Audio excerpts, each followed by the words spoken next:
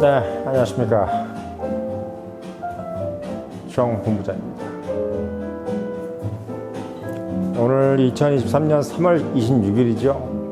네, 안중근 의사 순국 113주년 되는 날입니다. 예, 대한민국에서는 참 이순신,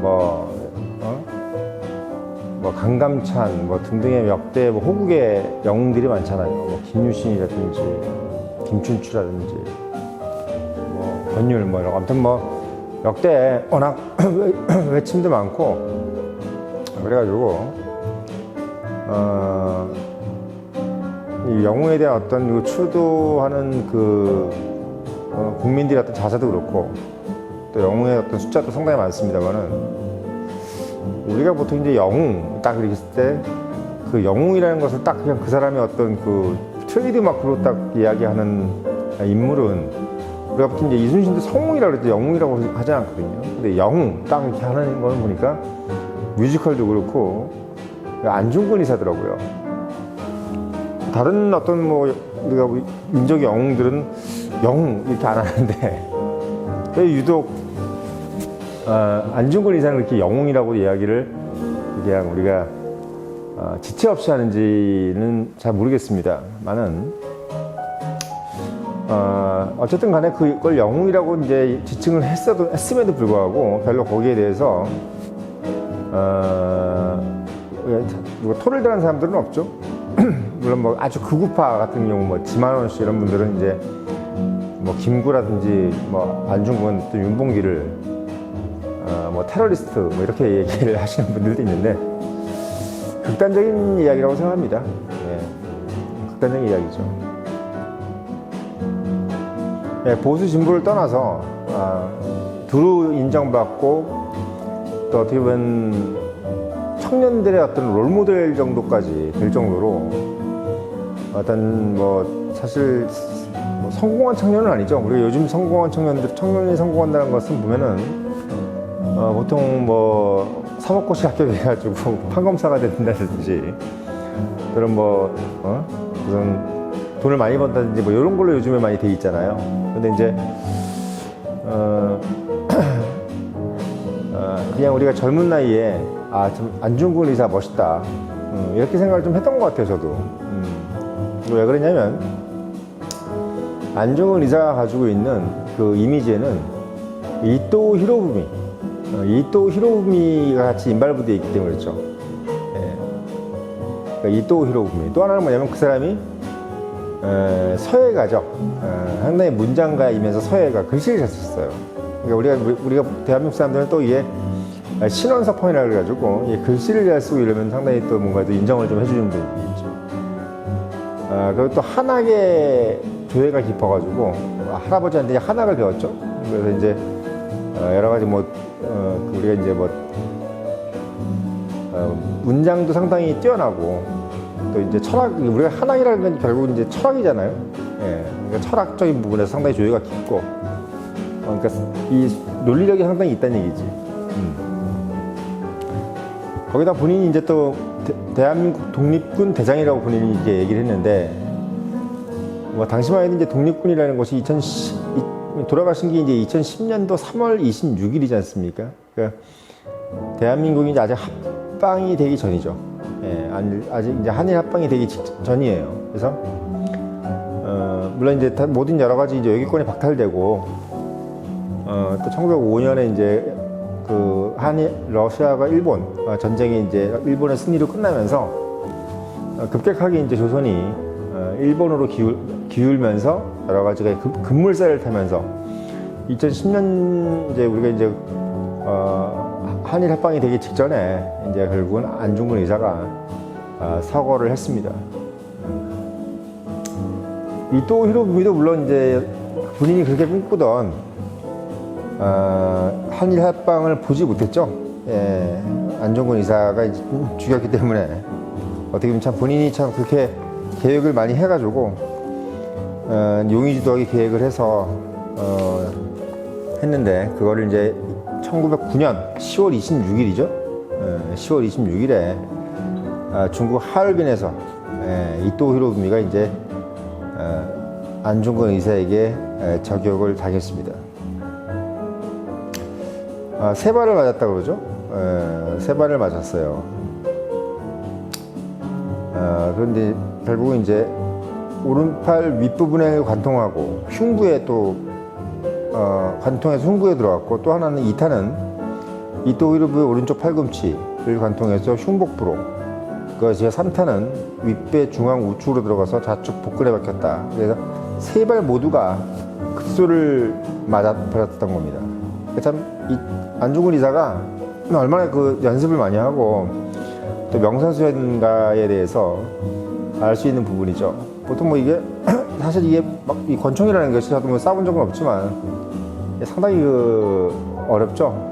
일반 소총, 이 어깨에 딱 대고 쏘는 소총도 맞추기가 쉽지 않은데, 그 이제 권총을 쏴가지고 이제 그것도 일정 거리가 있었겠죠. 그 뭐 병사들도 있고 내려오는 과정이 있었는데, 내가 보다 한 15m에서 20m 정도 상당히 멀리 있었을 텐데, 그 거리에서 이제 안중근 의사가 이토 히로부미를 세 발 다 명중시키는 그런 어마어마한 일을 하신 거죠.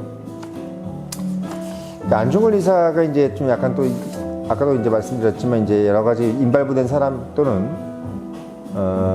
그 시기 때문에 유명해진 거하고, 또 하나 이제 유명해진 이유가 동양평화론이라고 하죠. 본인이 이제 그 감옥 안에서 집필을 했어요. 이제 이렇게 하면 이런 외교관 역할 같이 한 거죠. 그러니까 국제정치 학자가 할 수 있는 그런 얘기를 한 거예요. 그래서 상당히 어떻게 보면 르네상스맨이라고 할 수 있죠. 르네상스맨. 그러니까 박학다식하다. 상당히 글씨도 잘 쓰고 한학에도 조예가 깊으면서, 또는 명사수에, 거기다가 지금 국제정치적인 어떤 식견까지 있었다고 하는 거예요. 동양평화론을 이게 쭉 보면 뭐가 있냐면, 첫째, 리순을 중립지대로 하여 대한제국과 일본제국, 그 청, 삼국이 협력을 하기 위한 기구를 설치할 것, 그걸 리순에 설치하자 이거죠. 두 번째, 대한제국과 일본제국, 청나라는 공동의 은행을 성립하고 공용화폐를 사용할 것. 세 번째는 이제 대한제국과 일본제국, 그 청3국은 연합군을 창설해서 서양 제국주의의 침략에 공동으로 맞설 것. 네 번째는 대한제국과 청은 일본 제국의 지도 아래 경제 개발에 힘쓸 것. 다섯 번째가 이제 대한제국과 일본제국, 청3국의 황제가 로마 교황의 종제 아래 상호 주권을 존중하고 평화관계를 맺을 것. 총 5개 구상입니다. 뭐 말은 이제 5개인데 결국은 이제 이걸 보면은 종합적으로 봤을 때는 뭐 같아요, 여러분들 봤을 때? 바로 이제 EU죠, EU.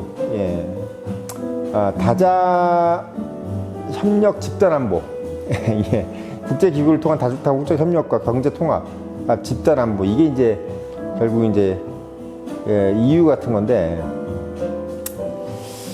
상당히 어떻게 보면 앞서 나간 생각이죠. 뭐 EU라는 것은 우리 경제 통합이라는 것을, 국가 간의 경제 통합이라는 것을 당시만 해도 이제 생각하지 못했죠. 보통 지금 이때 시대는 이제 민족 자결주의라 그래가지고 있던 나라도 떨어져 나가는, 그러니까 같이 이제 있었던 나라들도 민족으로 분리해 나가는 상황이었기 때문에, 뭐 오스만 투르크도 해체되고, 그리고 오스트리아, 헝가리 제국도 해체되는 그 전 시점이었기 때문에 어떤 국가가 자신의 어떤 민족을 넘어 국경을 넘어서 국가가 하나로 합치는 어떤 그런 상황을 연출하거나 생각한다는 건 상당히 어려운 생각인데, 그런 생각을 하게 된 것이 바로 안중근 의사입니다. 사실 어떻게 보면 이론적으로는 가능하죠. 당시만 해도 이제 일본이 이야기했던 것도 동양의 평화잖아요. 그러니까 일본이 그 본인들이 이제 자신의 어떤 명분, 일본이 조선을 뭐 병합하기 직전까지 계속 했던 얘기가 뭐냐면, 한반도를 러시아나 또는 중국의 어떤 그 영향력에 주는 것은 상당히 국제정치적으로 위험하다. 동양 평화가 깨질 수 있기 때문에 일본이 이제 한국의 어떤 독립, 조선의 독립을 유지해주기 위해서라도 러시아를 격파하고 청을 격파해야 된다. 러시아는 왜? 러시아가 내려와서 러시아를 한반도를 점령하게 될 경우에는 바로 병합이 돼버릴 것이다. 왜?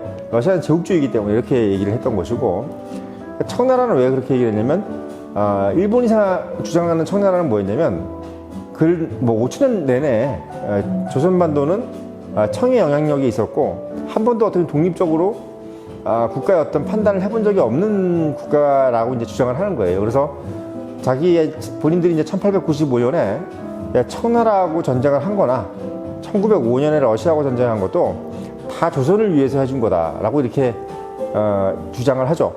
근데 이제 어떻게 보면 지금 한일 합방이 되기 전이기 때문에 안중근 의사 같은 경우는 지금 일본의 어떤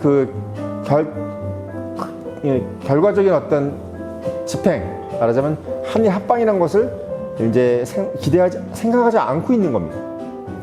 그래서 동양 평화라는 것은 결국은 이제 어떤 국가가 어떤 국가를 식민지로 삼아가지고는 동양 평화가 될 수가 없잖아요. 근데 이제 뭐 일본은 결국은 이제 결과적인 논리로 얘기를 하면 한국을 이제 식민지화하고 1937년에 중국을 침략을 해서 이제 중일전쟁을 일으키죠. 그러니까 어떻게 보면 안중근 의사가 생각했던 이 대한 제국이나 일본 제국 청해 3국이 뭐 공동은행을 설립해서 공동화폐를 만들고 또 각국이 이제 어떻게 보면은 협력할 수 있는 기구를 만들고 또 연합군을 창설하고 같은 경제 공동체가 되고 서로 상호 주권을 존중하는 평화적 관계를 유지할 수 있는 어떤 그런 어떤 뭐랄까 정치 체제를 만들고 이런 것들을 얘기했던 것이 사실은 좀 이제 시대를 앞서 나가는 생각인 거고 일본의 머릿속에는 그런 것은 없었던 것 같습니다. 일본은 그냥 말하자면 명분은 그랬지만 궁극적으로는 이제 봉건주의적으로 결국은 이제 한 국가가 한 국가를 식민지를 해서 거기 있는 이제 노동력이라든지 여러 가지 지하 자원들을 착취한다는 생각을 한 거지 어떤 뭐 그 국가가 자생적으로 살고 또 조선도 자생적으로 살아서 어떤 한 국가가 리더를 하는 지금 같으면 EU 안에서의 독일의 어떤 위치죠. 그러니까 독일이 뭐 사실 어떻게 보면 예전에 전쟁도 일으키고 유럽을 전체를 다 자기의 어떤 영토로 만들었지 않습니까? 그럼에도 불구하고 지금 이제 제4제국이라고 얘기가 나올 정도로 EU 내에서 독일의 경제력이 엄청나게 강하기 때문에 독일이 결과적으로는 경제적으로 이미 나치 독일이 하지 못했는 일을 했다라고 할 정도로 지금 EU 경제 공동체 안에서의 독일은 거의 뭐 막강한 존재가 돼버렸어요. 그러니까 지금 어떻게 보면 왜 제가 시대를 앞서 나갔냐라고 말씀을 드리냐면 실제로 만약에 일본이 동양 평화론에 근거해서 안중근한테 갑자기 쏙 빠져가지고 안중근 의사가 이런 얘기를 했는데 너희들도 이렇게 너희들이 안중근 의사의 얘기를 듣고 내가 한번 집행을 하겠다 이렇게 해서 조선을 진짜 식민지로 하지 않고 독립국으로 놔두면서 경제 공동체를 딱 하고 뭐 화폐를 그냥 다 지금 유로처럼 뭐 엔화니 뭐 이런 거 다 없애고 그냥 제3의 어떤 화폐를 만들어서 중국하고 한국하고 일본을 경제 공동체를 딱 만들었으면 일본은 지금 아마 제가 봤을 때는 정말 지금의 EU의 독일 같은 그런 나라가 돼 있을 겁니다. 그러니까 전쟁도 안 일어났을 것이고 일본 자체가 상당히 경제적으로 부국이 되고 또 문화적으로라든지 어떤 부분에 있을 때 사회 문화적인 부분에 있을 때 한국이나 중국한테 상당히 존경받는 상황이 돼 있지 않았을까 이런 생각이 들어요. 그래서 제가 시대를 앞서 나갔다는 얘기는 바로 이 부분이에요. 그러니까 일본이 정말 동양 평화론의 얘기를 들었다면 안중근의 이야기를 들었다면 그들이 그렇게 원자폭탄 2번까지 맞아가면서 자국민의 청년들이 그렇게 많이 죽고 또 민간인들이 그렇게 많이 이제 사살당하고 폭살당하고 심지어는 뭐 불에 타서 없어지는 그런 상황이 오지 않았을 것이며 또 지금 이렇게 뭐 아시아 국민들이 일본을 거의 뭐 엄청난 뭐 악마에 버금가는 어떤 그런 민족으로 생각하잖아요. 그렇게 미움을 받는 그런 상황이 되지 않았을 거라는 저는 생각이 들어요. 그래서 지금 저도 오늘 이제 3월 26일 안중근 의사가 돌아가신 날인데 이 동양평화론이라는 것을 읽어보면서 섬찟한 생각이 듭니다. 그러니까 이게 물론 한일합방이 되기 전에 이제 이런 얘기를 할 때는 본인이 정말 뭐 한일합방이 되지 않을 거라고 생각해서 했다기보다는 너희들이 한일합방이라는 것을 하지 말고 이런 걸 해라라고 이제 어떻게 보면 정말 마지막에 어떤 조언을 해주는 건데 다급한 일본 입장에서야 뭐 이런 게 귀에 안 들렸겠죠. 근데 지금 생각해보면 정말 다시 불러드리지만 한국하고 일본하고 중국이 협력을 할 수 있는 기구를 설립하고 공동은행을 설립하고 화폐를 만들고 연합군을 창설하고 그리고 일본 제국의 지도 아래 여기 지금 이렇게 써 있거든요. 일본 제국이 대한민국과 대한제국과 청나라의 지도를 해주라 이거지. 일본 제국의 지도를 아예 아래서 이제 경제 발전을 해라. 일본이 지금 앞서 나가니까 이렇게 아예 그냥 만들어 놨단 말이야. 이렇게 돼버리면은 일본은 진짜 엄청나게 발전을 했을 거라는 거. 이게 정말 좀 안타까운 부분이에요. 그래서 정말 이 3월 26일에 즈음해서 113주년에 즈음해서 안중근 의사가 왜 이토 히로부미를 죽일 수밖에 없었는지, 이토 히로부미라는 어떤 그런 사람이 그냥 어떤 식민주의, 어떤 국가를 하나로 식민지화하고 자국에게 합방을 하고 이렇게 해서 하는 것이 얼마나 어리석은 일인 건지를 안중근 의사가 더 명확하게 이야기를 해준 것이 바로 동양 평화론이라는 것을 여러분들한테 심플하게 한번 이야기를 해드리는 겁니다.